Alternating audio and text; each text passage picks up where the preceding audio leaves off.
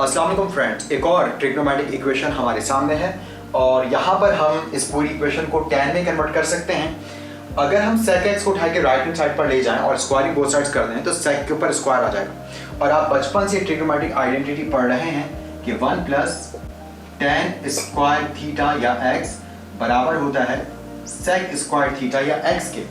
तो जब sec पे स्क्वायर आएगा तो हम उसकी जगह 1 प्लस tan स्क्वायर x लिख सकेंगे। यूं sec से हमारी जान छुड़ जाएगी और हम आसानी से tan की वैल्यू जान सकेंगे। तो यहाँ पर sec x को उठा के दूसरी जानिब शिफ्ट करते हैं। अब स्क्वायरिंग बोथ साइड्स करेंगे।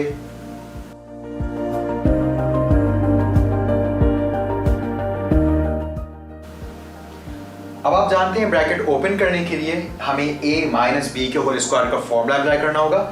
√3 tan x को हम a मानेंगे, 1 को हम b मानेंगे और आप जानते हैं a माइनस बी के होल स्क्वायर का फॉर्मूला होता है a square minus 2ab plus b square.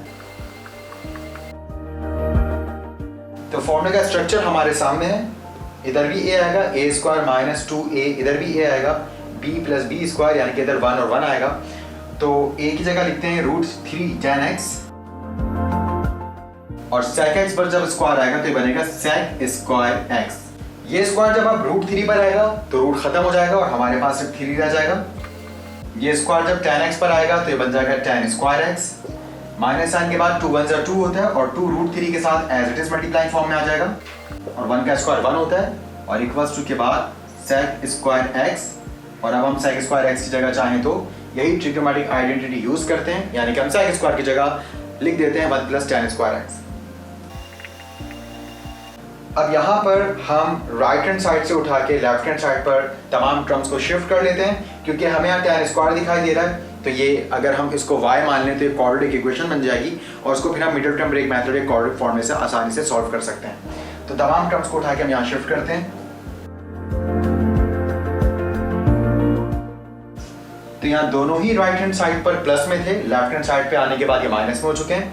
तो +1 से -1 कैंसिल हो जाएगा और यहाँ पर क्योंकि कांस्टेंट ही खत्म हो चुका है तो यहाँ पर अब हमें क्वाड्रेटिक इक्वेशन को फॉर्मूले या मिडिल टर्म ब्रेक मेथड से सॉल्व करना ही नहीं पड़ेगा, बल्कि सिंपल कॉमन लेकर हमारा काम चल जाएगा। तो यहाँ पर 3 tan स्क्वायर x में से जब हम tan स्क्वायर x माइनस करेंगे तो बनेगा 2 tan स्क्वायर x और आगे -2 √3 tan x as it is. अब आप देख सकते हैं कि इन दो टर्म्स में से हमें 2 कॉमन दिखाई दे रहा है और साथ ही tan x भी कॉमन दिखाई दे रहा है। तो हम यहां से 2 tan x कॉमन लेंगे। अब फर्स्ट टर्म में 2 बाहर है, 2 tan मल्टीप्लाइंग फॉर्म में थे, एक tan बाहर जा चुका है, अंदर एक tan रह गया है, मतलब tan x की पावर 1 है और पावर 1 हम लिखते नहीं। Minus sign as it is, 2 बाहर है, √3 यहां पर रह गया, tan x भी बाहर है, तो 2 tan x तो हम बाहर कॉमन ले चुके हैं, यहां पर सिर्फ रह जाएगा √3। अब यहाँ पर आप देख सकते हैं दो वैल्यूज मल्टीप्लाइंग फॉर्म में 0 के इक्वल हैं, दोनों में tan मौजूद है, दोनों में ही हमारी काम की चीज मौजूद है, इसलिए हम दोनों को अलहदा 0 के इक्वल कर देंगे। अब यहाँ पर 2 मल्टीप्लाई कर रहा है, वहां पे जाके 0 से डिवाइड कर खत्म हो जाएगा, तो tan x की वैल्यू इधर आ गई है 0, tan वहां पे जाके tan इनवर्स हो जाएगा और जब आप कैलकुलेटर पर tan इनवर्स ऑफ 0 लेंगे तो आप जानते हैं tan इनवर्स ऑफ 0 होता है। तो हमारे पास एक पॉसिबल वैल्यू जो कि एंगल जो इस बार हम उसको x से शो कर रहे थे 0 डिग्री हमारे पास आया और 0 डिग्री 0 रेडियन के इक्वल होता है। उसके बाद आप जानते हैं 0 डिग्री अगेन बाउंड्री लाइन है पहले और चौथे क्वाड्रेंट की, तो जाहिर सी बात है 180 जब भी आप बॉर्डर्स पर होते हैं तो 180 के रेवोल्यूशन पर आपको सेम एंगल मिलने का बिल्कुल चांस मौजूद होता है। तो यहाँ पर अगर हम 180 डिग्री 0 में जोड़ें तो बनता है 180 डिग्री। तो जैसे tan 0 डिग्री 0 होता है बिल्कुल वैसे ही tan 180 डिग्री भी 0 होता है। यही वजह है कि इसका एक और पॉसिबल जवाब होगा पाई रेडियंस, यानी कि 180 डिग्री, क्योंकि tan 180 डिग्री भी 0 होता है। तो आप चाहें तो यहाँ पर लिख भी सकते हैं, वरना हम सॉल्यूशन सेट ऐसे लिखेंगे कि हमें अलग से पाई लिखने की जरूरत ही नहीं पड़ेगी, बल्कि हम tan का पीरियड जो कि होते ही पाई है, इस पाई को इस्तेमाल करते हुए हम आसानी के साथ सिर्फ 0 लिखकर, जो कि +-0 लिखने की भी हमें ज़रूरत नहीं होगी क्योंकि पाई + 0 पाई होगा, तो सिंपल हम अपना जवाब रिकॉर्ड कर सकेंगे। लेकिन जस्ट फॉर मेकिंग कॉन्सेप्ट मैं यहाँ पर लिख रहा हूँ कि x की वैल्यू पाई रेडियंस भी है। इसी तरह से अब यहाँ पर आते हैं, √3 जो इधर माइनस में है वहां पे जाके प्लस में हो जाएगा। tan वहां पे जाके जब आप शिफ्ट करेंगे तो tan इनवर्स हो जाएगा। जब आप कैलकुलेटर पर tan इनवर्स ऑफ √3 कैलकुलेट करेंगे तो आपके पास जवाब आएगा 60 डिग्री, जो कि फर्स्ट क्वाड्रेंट का एंगल। जाहिर सी बात है फर्स्ट क्वाड्रेंट में tan पॉजिटिव होता है और आप देख सकते हैं पॉजिटिव वैल्यू थी तो पॉजिटिव क्वाड्रेंट का ये एंगल आना था, तो हमारे पास 60 डिग्री आ गया। और आप जानते हैं अगर हम 60 डिग्री को रेडियन में कन्वर्ट करें तो ये बनता है π/3 रेडियंस।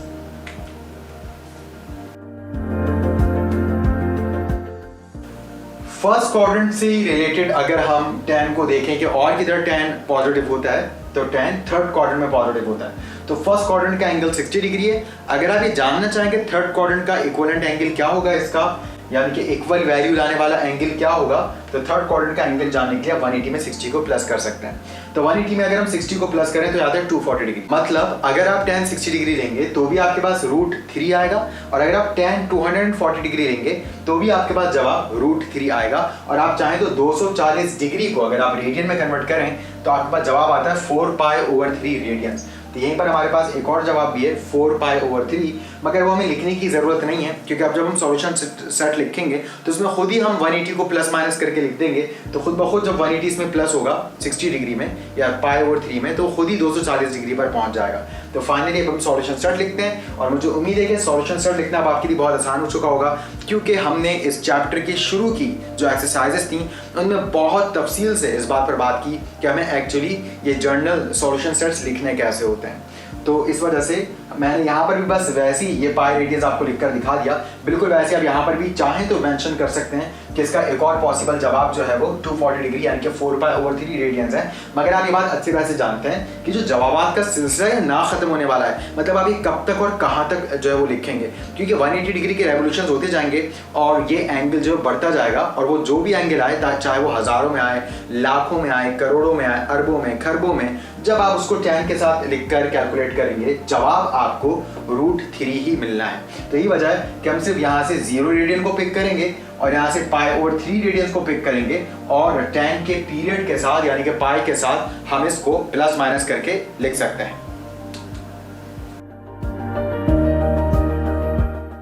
तो आप जानते हैं nπ ±0 यानी कि +0 करें तो भी nπ रहेगा, -0 करें तो भी nπ रहेगा। n मतलब नंबर ऑफ रेवोल्यूशंस हैं, इसलिए यहाँ पर ये लिखने की ज़रूरत ही नहीं है और आपके पास सिर्फ आ गया nπ। इसी तरह से अब हम दूसरा सॉल्यूशन भी लिखते हैं, nπ + π/3। अगर आप यहाँ सोच रहे हैं कि हमने यहाँ माइनस क्यों नहीं लगाया तो इसकी भी वजह समझ लेते हैं। मैंने आपसे कहा था कि हमेशा आप जवाब लिख के ज़रूर उसको थोड़ा सोचकर वेरीफाई भी करके देखा करें। अगर हम n की जगह 0 पुट करते हैं यानी कि कोई रेवोल्यूशन नहीं हुआ 180 का, तो हम स्टे करते हैं 60 डिग्री पर यानी कि फर्स्ट क्वाड्रेंट का एंगल। बिल्कुल वैसे ही अगर हम यहाँ पर n की जगह 1 पुट करते हैं तो 1 × π बनेगा पाई यानी कि बनेगा 180 डिग्री। 180 डिग्री में जब हम प्लस करेंगे 60 डिग्री तो हमारे पास दूसरा पॉसिबल जवाब आ जाएगा 240 डिग्री, जो कि थर्ड क्वाड्रेंट का है जहाँ पर tan पॉजिटिव होता है यानी कि उसका जवाब भी √3 आएगा। लेकिन अगर मैं यहाँ माइनस भी लगा देता तो फिर 180 में से आप माइनस करके भी देखते 60 डिग्री को, तो अगर आप 180 में से 60 डिग्री को माइनस करते तो ये तो सेकंड क्वाड्रेंट का एंगल आ जाता जिधर tan नेगेटिव होता है और वो जवाब किसी भी सूरत हमारे लिए एक्सेप्टेबल नहीं था। तो यही वजह है कि इधर हम प्लस माइनस लगा ही नहीं सकते। जिधर जिधर प्लस माइनस लगाना पॉसिबल होता है उधर आप देख रहे हैं कि हम प्लस माइनस लगाते हैं, मगर आपको चेक करना होगा कि जाहिर सी बात है ये जो सॉल्यूशन है आपके इनका ताल्लुक सिर्फ फर्स्ट और थर्ड क्वाड्रेंट से है, क्योंकि जो वैल्यू है tan थीटा की वो पॉजिटिव है, पॉजिटिव में √3। इट मींस हमारा जवाब फर्स्ट क्वाड्रेंट में होगा या फिर थर्ड क्वाड्रेंट में होगा। तो हमें फर्स्ट क्वाड्रेंट से थर्ड क्वाड्रेंट में आने के लिए 180 प्लस करना है, फिर थर्ड क्वाड्रेंट से फर्स्ट क्वाड्रेंट में जाने के लिए फिर 180 प्लस करना है। तो इस तरह सिलसिला हमारा जो है वो चलता जाएगा और ये जारी रहेगा। और n बिलोंग्स टू इंटीजर यानी कि z और नंबर ऑफ रेवोल्यूशंस को शो करता है। उम्मीद है आपको सवाल बहुत अच्छे अंदाज से समझ आया होगा। इंशाल्लाह आपसे मिलते हैं नेक्स्ट एपिसोड में, तब तक के लिए